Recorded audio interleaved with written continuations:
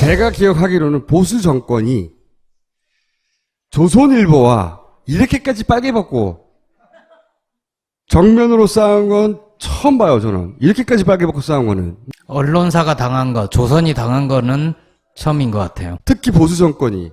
편집인까지 날라갔습니다. 그래서 너무 기뻐서 너무 기뻐서 미디어 전문가 미디어오늘의 정상근 기자님 모시겠습니다.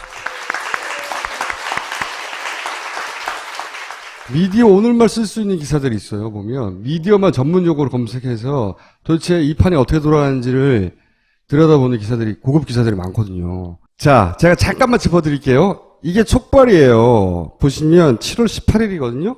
이때 이 기사가 처음 나왔어요. 우병우 민족수석, 처가부동산, 넥선에 이렇게 사줬다. 이게 촉발입니다. 이렇게 시작해서 어마어마한 양의 기사를 쏟아냅니다. 조선일보가. 물론 이 기사는 큰 기사니까 모든 언론이 받았겠죠? 근데 청와대는 이걸 부패 기득권 세력이라고 부르기 시작했어요. 처음엔 몰랐어요. 뭐지? 부패 기득권 세력? 부패 기득권 세력과 좌파 세력. 좌파 세력은 이해해. 응? 맨날 이쪽을 욕하니까. 근데 부패 기득권 세력이 누구지? 몰랐는데 그게 알고 봤더니 김진태가 등장하면서 이제 확인된 거죠. 조선일보. 논설 주간에 대해서 이제 비리 공격을 하죠. 그리고 나서 이제 해임이 되죠. 당사자. 그리고 또 싸웁니다. 2차전. 이거 국정원이 준 거 아니야? 그런데 조선일보는 물론 생각이 없어요. 계속 우병우를 문제 삼습니다. 과거에 이 정도로 붙은 적이 있어요? 보수 정권과. 앞으로요? 네, 소개도 안 하고 시작해가지고. 원래 그래요? 자막으로 깔아드릴게요.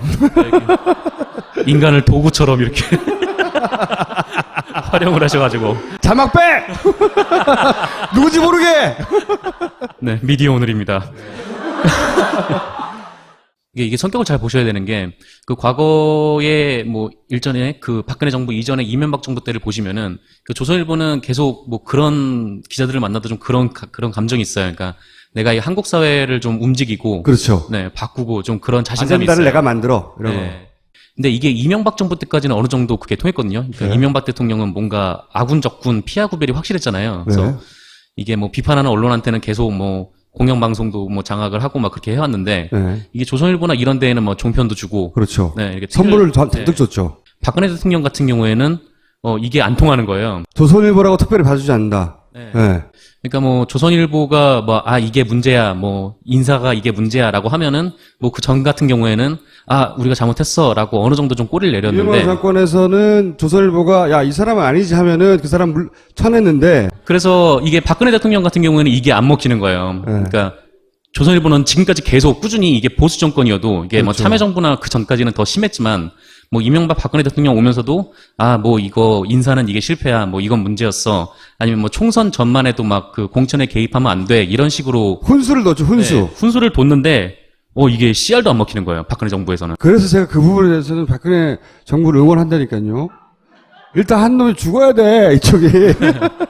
네. 이게 대표적인 사례가 세계일보 그 2014년에 정윤회 문건이 터졌을 때이지 않았겠습니까? 네. 그때 세계일보가 뭐 정윤회 이게 문제다라고 이제 보도를 했는데 그때 통일교회 세무조사가 들어갔었죠. 네.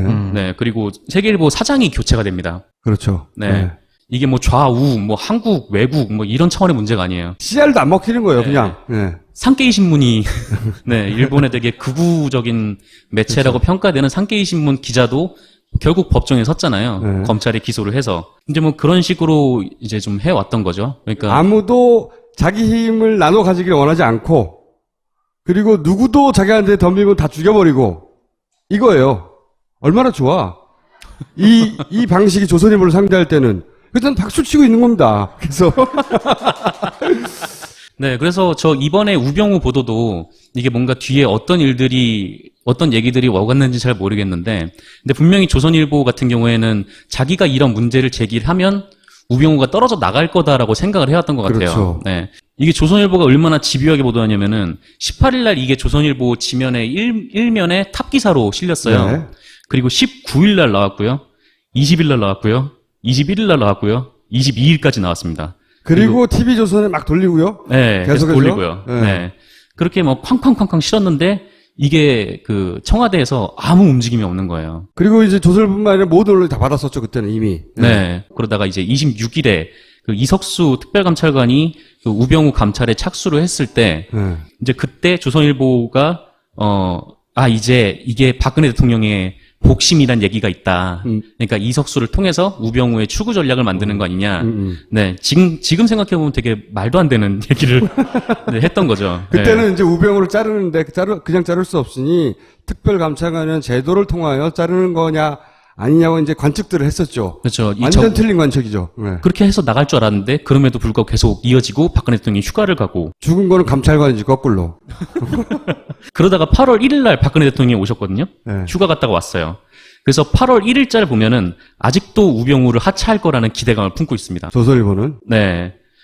그런데 이날 그 청와대 대변인이 우병우 수석에 대한 거취를 물어보니까 그 청와대 대변인이 이런 말을 해요. 정상적으로 업무를 보고 있다라고 이게 대답을 합니다. 이건 나갈 생각이 전혀 없다는 거잖아요. 네. 그러니까 조선일보가 이때부터 다시 한번. 소위 빠기치기 시작합니다. 아니, 그래가지고 기자가 그런 얘기를 참. 분노가 들끓기 시작. 우리 방송 품격이 안 맞네요, 진짜. 근데 왜 좋아해요? 하여튼 좋긴 하지만 품격은 안 맞네요. 네, 빠개 쳐서. 네, 빠기쳐서 이때 유례 없이 사설 제목이 세집니다. 그 전까지는 이랬어요. 그러니까 우병우 스스로 네가 물러나야지 정권에 부담은 안 주려면 이런 스탠스였거든요.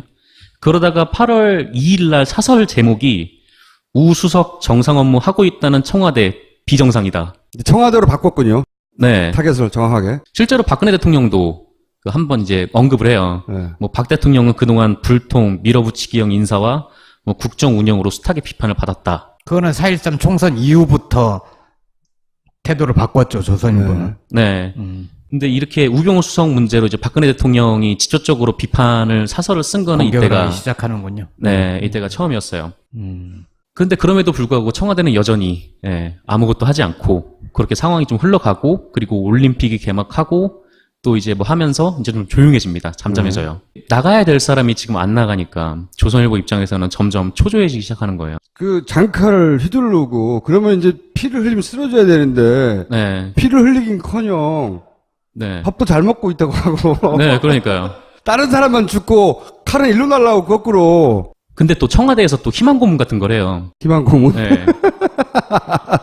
뭐냐면은 개각 얘기가 나옵니다. 개가 네. 아, 개각 얘기가 나오니까 8월 15일에 조선일보가 이제 약간 좀 업이 돼서 우병우 거치는 주말 전후 결론이 날 것 같다. 뭐 이런 네, 이런 보도를 합니다. 조선일보의 감정이입을 참 잘하시네요. 근데 그 다음 날인가 수석은 개각 대상이 아니다, 뭐 이런 얘기를 네. 하죠. 하여튼 그때 또 열이 받은 거죠. 근데 어쨌거나 그 전까지 뭐 개각에 대한 뭔가 그림이 나오기 전까지 뭐 박근혜 대통령이 광복절 경축사를 하면 아 정말 좋은 말씀이시다. 좋은 말씀 전하셨습니다. 막 이런 식으로 네, 이렇게 보도를 합니다. 그러다가 16일 개각 면단이 발표가 됐는데 우병우가 없는 거예요. 그래서 조선일보가 좀 황당해했는지 제목도 길게 달지 못하고 네, 민심과 먼 개각이라는 네, 일면 제목으로 그렇게 갑니다. 그런데 이제 그리고 그때부터 잠시 쉬던 우병우에 대한 의혹 제기를 다시 다시 시작했어요. 물러설 수 없죠. 여기까지 왔는데. 네. 근데 여기서 이제 뜬금없이 8월 16일에 MBC가 보도를 이제 하는 거죠. 그 이석수 특별감찰관이 뭐 어떤 네. 기자에게 그 자료를 유출을 했다. 특별 감찰을 시켰는데 정당하게 얘가 문제를 일으켜서 특별 감찰관을 날리고 우병우를 구하는 수순으로 넘어가는 거죠. 공식적으로는. 네. 네. 그래서 MBC 같은 경우에 뭐 처음에 이거를 뭐 SNS를 통해서 뭐 입수를 했다고 했다가 뭐 얘기가 계속 바뀌어요. 뭐 카톡이라고 했다가 뭐 정보보고라고 했다가 계속 얘기가 바뀌는데, 그러니까 이게 출처가 되게 불명확한 거잖아요. 네. 그러니까 뭐 청와대에서 준 거 아니냐 뭐 이런 의혹도 나오고. 근데 이 상황에서 조선일보가 되게 당황을 한 듯이 17일 날 이제 MBC를 공격을 하면서 너네 대체 이거 어떻게 구했냐. 네. 네, 이렇게 반문을 합니다. 네. 근데 뭐 MBC는 거기에 대해서 아무 답도 없고, 네, 우병우도 답도 없고, 청와대도 답도 없고, 그런 상황에서 쭉 이렇게 흘러가다가 18일에 이석수 감찰관이 우병우 수석을 수사를 의뢰를 하자 다시 또 일면에 이거를 배치하면서 우수석에 대한 공격을 계속 이어나갔거든요. 어쨌든 우수석은 잘라야 자기 네. 체면이 쓰니까 조선일보는. 그냥 그렇게 계속 청와대는 모른 척하고 있다가 청와대 김성우 홍보수석이 19일 날 이석수가 국기를 흔든다 이렇게 비판을 합니다. 이게 포인트가 완전 조선일보가 생각했던 거랑 엇나갔잖아요. 네. 그래서 조선일보가 아니 지금 우병우 개인의 일을 이렇게 정권 차원으로 키우냐. 그만하고 좀 걔 좀 잘라. 네, 아니 좀 그만 좀 해. 막 이렇게. 우리도 살고 내려도 살자 이거 아니에요. 네, 뭐 그렇죠. 특별히 의혹을 더 이상 추가로 제기하는 건 없이 계속 우병우 나가, 네. 민주당에서 나가라고 해. 사설도 쓰고 네, 뭐. 국민의당에서 나가라고 해. 뭐 이런 식으로 보도를 계속 내거든요. 부패 기득권 세력 나오고 나서 주춤하죠. 뭔가 이제 청와대 반격이 본격적으로 시작된 게 아마 그쯤부터였는데 일단 18일에 그 우병우 일가의 그 차량이 있어요. 근데 이게 법인 차량이냐 아니면 개인 차량이냐 조선일보 기자가 이거를 알아보려고 경찰한테 부탁을 합니다. 근데 이게 걸렸어요. 네. 그래가지고 조선일보 기자가 입건이 됐어요. 그리고 아까 말씀하셨듯이 21일 날 청와대 한 익명의 관계자가 네. 연합뉴스에 조선일보를 부패 기득권 세력 네. 익명의 관계자 이 사건 관련해서 굉장히 많이 등장해요. 청와대 익명의 관계자. 네. 특히 연합뉴스 통해서 되게 많이 등장하는데, 네. 네. 그리고 뭐 뉴데일리나 이런 언론을 통해서도 익명의 관계자가 꽤나 많이 등장하더라고요. 근데 어쨌거나 그 조선일보를 가리킨 건 아니었지만 부패 기득권 세력이라고 하면은 그때 다 조선일보로 받아들이는 거잖아요. 아니죠. 그거는 미디어 전문가들이나 그렇게 받아들였지. 네. 아, 다들 모르셨나요? 일반 관점에서는 부패 네. 기득권 세력을 누굴 특정하는지 가물가물했어요, 사실. 조선일보와 파파이스였나 보다. 근데 그거를 조선일보로 딱 찍어준 거죠. 언제 찍어줬냐? 네. 이때 찍어준 거죠. 예. 김진태 의원이 찍어주셨는데, 네. 근데 그 전에 22일에 이게 소문으로만 돌던 게 언론에 나오기 시작해요. 이게 세계일보랑 동아일보를 통해서 나왔는데 대우조선해양 문제, 그러니까 뭐 그런 논란에 대해서 언론인 A 씨가 연루돼 있다.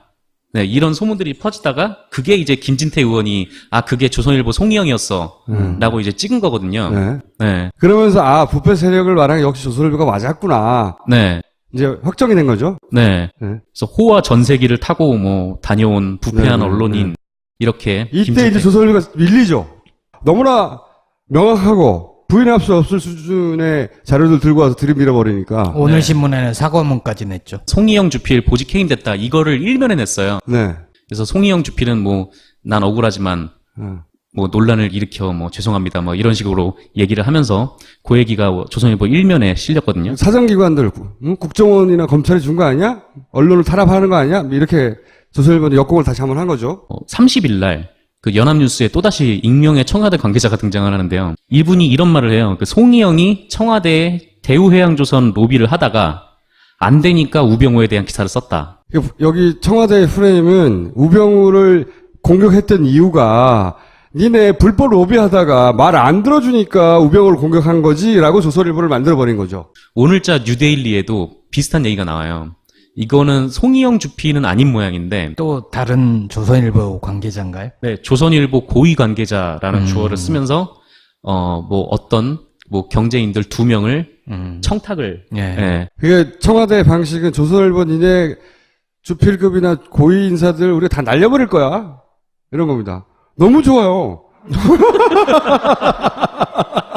근데 이게 참 재밌는 것이 정권이 말기로 넘어갈 때 이 쥐고 있던 사정권을 절대 놓지 않으려고 하는 발버둥과 자기들이 항상 1등이고 한국의 역사는 보수의 차기 정권은 항상 자기들이 만들었다고 생각하는 1등 신문과 네. 자존심이 부딪힌 거란 말이죠. 그렇죠. 네. 그리고 실제 자존심뿐만이 아니라 차기 정권을 창출하고자 하는 세력들은 당연히 이 메이저 언론과 일단 선이 닿아야 되잖아요. 그 중에 예를 들면 제가 지속적으로 얘기했던 것 중에 하나가 김무성 전 대표는 조선일보와의 관계가 의심된다.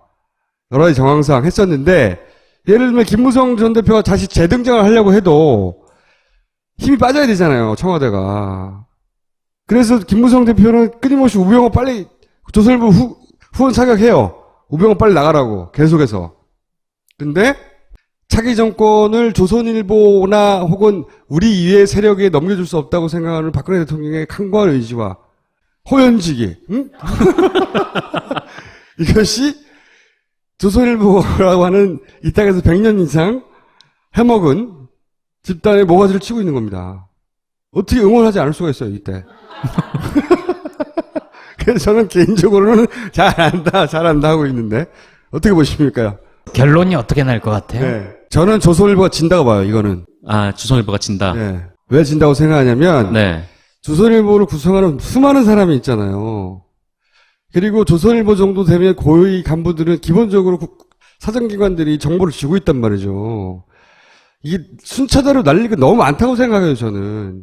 엄청나게 신속하게 보직에 헤맸잖아요. 네. 그리고 엄청나게 신속하게 사과했단 말이죠. 네. 이 사람이 2사람이 되고, 3사람이 되고, 4사람이 되고, 이거 버틸 수 있다고 생각하세요? 조선일보가 가지고 있는 청와대 인사들에 대한 카드들 보다 네. 국정원이나 사정기관에 쥐고 있는 조선일보에 대한 카드가 더 많다. 정보량이 격차가 크게 나죠. 그쵸? 그 카드의 차이 때문에 저는 이쪽이 이긴다고 봐요. 그리고 이쪽은 자존심이라면 이쪽은 안 들리는 거거든요? 이쪽은 들리는데 그럴 수는 없잖아! 이런 거면 저기는 뭐라고요? 이런 거거든요? 나는 싸움이 안 된다고 봐요, 이거는. 네.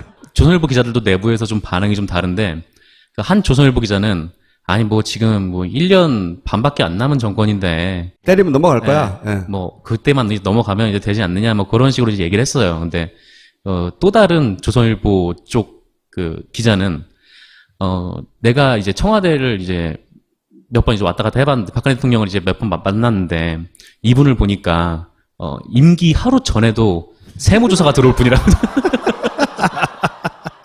저는 거기에 100% 동의합니다. 저놈이 내 편이 아니야를 가리는 거지, 그 말이 옳고 그르냐를 따르지 않는다는 거죠. 네. 제가 받은 인상은. 그러면 이제 조선일보는 내 편이 아닌 걸로 됐잖아요. 이때까지 상대했던 보수 정권의 인사들과 똑같은 방식으로 박근혜 대통령을 상대했다가는 조선일보 이름이 없어질지도 모른다. 절대 그럴 일 없어요. 아니, 조선일보 없어지진 않죠. 네. 하지만 똑같은 방식으로 상대해가지고 안 통한다는 거죠. 만약에 이게 TV조선 대 박근혜 대통령이 붙었다. 네. 그러면은 뭐 정부에서 내년 종편 제어가를 취소해버리면 그냥 끝나는 거 아닙니까? 그렇죠. 근데 조선일보 같은 경우에는 네. 일단 좀 죽어 지내더라도 이게 뭔가 다시 살아날 수가 있잖아요. 네. 뭐 조선일보 기자들은 지금 현재 방상훈 조선일보 대표를 향해서 하나의 태양이라고 부르는데 아니다. 네. VIP라고 부르더라고요. 네. 무슨 의미냐면은 정권은 계속 바뀌잖아요. 네. 정권은 계속 바뀌는데 우리는 하나의 태양이 계속 떠 있다는 거죠. 좋은 의미든 나쁜 의미든. 네, 좋은 의미든 나쁜 의미든. 네. 네. 조선들은 그러나 보네. 태양을 좋아하는. 저는 사퇴를 안 할 것 같고 일단 이 정권의 임기가 끝날 때까지는 일단 청와대가 쥐고 갈 것 같은데 뭐 네. 그렇다고 조선일보가 이렇게 뭐 죽을 것 같다 뭐 그렇게 생각하지는 않고요. 적당한 선에서 그럼 끝난다는 얘기네요? 네, 저는 그럴 것 같습니다. 기소는 하고 네. 재판은 한없이 늘릴 거예요. 그리고 네. 우병우는 사퇴를 하지 않을 거고, 총수는 바라지 않는 결과지만 청와대와 조선은 결정적인 시점에 화해를 할 겁니다. 물 밑에서 이제 네. 타협하고 있겠죠. 당연히 그런 걸 네. 오가는데. 아니, 저는 이거 저의 바람이죠. 염원. 그 바람을 너무 세게 얘기했어. 눈치를 채버렸어. 그러니까 사실 이 정도만 돼도 상처는 입은 거예요. 네, 청와대는 상처를 입지 않아요. 상처인 줄 알아야 입죠. 상처 입을 수 없어요, 그들은. 근데 조선일보는 어쨌든 대중지고, 네, 자기들이 상처를 이 이상은 감당하기 힘들어하면 얼굴은 포커페이스 유지해도 계속 이제 사실이 왔다 갔다 할 수 있겠죠. 네. 적당한 선에서 합시다, 뭐. 지금 조선일보가 이렇게 뭐 송이영 주필이 뭐 비리 혐의로 얽혀 있어서 그거를 일면의 기사로 냈다는 것 자체가 뭐 굉장히 치욕적일 것 같은데. 이례적이죠. 네, 이게 뭐랄까 뭐 한번 뭐 다 죽었어 막 그런 식으로 그냥 아예 그냥 우리 이건 털고 간다 아니면 뭐 송이영 꼬리 자르고 간다 막 이런 식으로 생각을 하고 그렇게 박았을 수도 있죠. 주필은 VIP가 아니잖아요. 정말 싸움은 방 일가에게 니네 그러면 방도 건들까? 요 정도 가면 이제 진짜 싸움이 되는 거죠, 진짜. 네. 근데 뭐 조선일보도 뭐 전력이 있잖아요. 뭐 그 전두환 대통령이 들어섰을 때 뭐 인간 전두환 막 이렇게 크게 내고 네. 네. 뭐 그렇게 갈 수도 있을 수도 있죠. 박근혜 대통령을 칭송하면서 인간 박근혜 막 이렇게. 국정원의 전략을 그대로 배워서 여러분들에게 이 말을 꼭 해주고 싶어요. 박근혜 대통령 응원하세요. 보수를 지지하는 사람인 척하며 조선일보를 공격하세요. 박근혜 대통령 잘한다고 칭찬하고 그것이 여론인 양. 응? 걔들이 하는 거 똑같이 우리가 해서 포기할 수 없다. 우리가 응원받고 있구나. 응? 몰래 했어야지. 공개적으로 얘기를 다 해버렸는데. 아니, 이게 안 보기 때문에 괜찮아요. 자, 그러면, 사퇴하지 않는다? 네. 하지만 조선일보가 망하거나 이쪽이 망하거나 그러지 않고 적정한 수준에서 우리가 잘 모르는 사이에 조용히 마무리된다. 네, 저는 그럴 것 같습니다. 알겠습니다. 그러면 그렇지 않은 징후가 보일 때 저희가 징발하여 이분을 강제 출연시키고 다음에 오면 소개는 할 수 있는 건가요? 오늘은 자막은 깔아드리자. 감사합니다. 네, 감사합니다. 파파이스 PPL 첫 번째 해주시죠. 첫 번째 PPL은 제주 황올금입니다. 한때 곰의 웅담이 좋다고 소문이 나는 바람에 난리가 났던 적이 있는데요. 불법으로 곰을 잡거나 우리에 가둬놓고 간의 학대에 가까운 방식으로 사육하다 적발된 사건도 있었답니다. 왜 그런 동물 학대를 했는지 모르겠습니다. 식물성 웅담이라는 제주 황울금이 있는데 멸종위기 곰 괴롭히지 말고 황울금을 먹읍시다. 제주 황울금 분말부터 식혜까지 모두 포함된 추석 선물 세트도 판매 중입니다. 자세한 내용은 딴지마켓 상품 페이지를 참고하세요.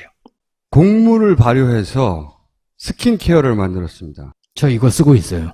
그래요? 네, 좋아요. 화장품의 가장 많은 함량을 차지하는 것이 정제수이나 미화수 오곡 발효 스킨케어는 한 방울도 넣지 않았다. 피부 건강만 생각해서 말도 안 되는 걸 만들었다 우리가. 곡물만 발효해서 만들었대요. 합성 원료나 인공향료를 전혀 넣지 않았다. 얼마나 좋은지 피부가 바로 흡수해버립니다. 미화수 오곡 발효 스킨케어. 토향 녹고의 눈물. 네. 인터넷 검색에서 토향을 쳐보세요. 녹고의 눈물이 나올 것이다. 왜 이 술 이름이 녹고의 눈물인지 알 수 있습니다. 추석을 뜻깊게 보내실 분들은 이 특별한 날, 특별한 술, 섬 오가피 뿌리를 직접 발효시켜 만든 우리 술, 녹고의 눈물, 역시 딴지 마켓에서. 시청자 이벤트 하나 있습니다. 그래요? 이 책입니다. 된다 파워포인트 능력자. 오늘 시청자 이벤트로 시청 소감을 남겨주시는 분들, 그리고 김어준의 파파이스 공식 페이스북에 메시지 주시는 분 20분께 보내드리는데요. 직장생활 하시는 분 프레젠테이션 프로그램 한 번씩 쓰시잖아요. 파워포인트 어려움 많이 느끼실 텐데 마이크로소프트 공인 파워포인트 최고 전문가인 김지훈 교수가 된다 파워포인트 능력자라는 신간을 공지했답니다. 저도 한번 배워보겠습니다. 이게 성격을 잘 보셔야 되는 게, 그 과거에 뭐 일전에 그 박근혜 정부 이전에 이명박 정부 때를 보시면은 그 조선일보는 계속 뭐 그런 기자들을 만나도 좀 그런 감정이 있어요. 그러니까 내가 이 한국 사회를 좀 움직이고, 그렇죠. 네, 바꾸고 좀 그런 자신감이 아젠다를 있어요. 내가 만들어. 이런 거. 네. 근데 이게 이명박 정부 때까지는 어느 정도 그게 통했거든요. 그러니까 네. 이명박 대통령은 뭔가 아군 적군 피하 구별이 확실했잖아요. 그래서 네. 이게 뭐 비판하는 언론한테는 계속 뭐 공영방송 제가 기억하기로는 보수 정권이 조선일보와 이렇게까지 빨개 벗고 정면으로 싸운 건 처음 봐요, 저는. 이렇게까지 빨개 벗고 싸운 거는. 언론사가 당한 거, 조선이 당한 거는 처음인 것 같아요. 특히 보수 정권이. 편집인까지 날라갔습니다. 그래서 너무 기뻐서 너무 기뻐서 미디어 전문가 미디어오늘의 정상근 기자님 모시고 있습니다. 큰 기사니까 모든 언론이 받았겠죠? 근데 청와대는 이걸 부패 기득권 세력이라고 부르기 시작했어요. 처음엔 몰랐어요. 뭐지? 부패 기득권 세력? 부패 기득권 세력과 좌파 세력. 좌파 세력은 이해해. 응? 맨날 이쪽을 욕하니까. 근데 부패 기득권 세력이 누구지? 몰랐는데 그게 알고 봤더니 김진태가 등장하면서 이제 확인된 거죠. 조선일보. 논설 주간에 대해서 이제 비리 공격을 하죠. 그리고 나서 이제 해임이 되죠, 당사자. 미디어 오늘만 쓸 수 있는 기사들이 있어요, 보면. 미디어만 전문 용어로 검색해서 도대체 이 판이 어떻게 돌아가는지를 들여다보는 기사들이, 고급 기사들이 많거든요. 자, 제가 잠깐만 짚어드릴게요. 이게 촉발이에요. 보시면 7월 18일이거든요? 이때 이 기사가 처음 나왔어요. 우병우 민족수석, 처가부동산, 넥선에 이렇게 사줬다. 이게 촉발입니다. 이렇게 시작해서 어마어마한 양의 기사를 쏟아냅니다, 조선일보가. 물론 이 기사는, 그리고 또 싸웁니다, 2차전. 이거 국정원이 준 거 아니야? 그런데 조선일보는 물론 생각이 없어요. 계속 우병우를 문제 삼습니다. 과거에 이 정도로 붙은 적이 있어요? 보수정권과. 앞으로요? 네, 소개도 안 하고 시작해가지고. 원래 그래요. 자막으로 깔아드릴게요. 인간을 도구처럼 이렇게 활용을 하셔가지고. 자막 빼! 누군지 모르게! 네, 미디어 오늘입니다.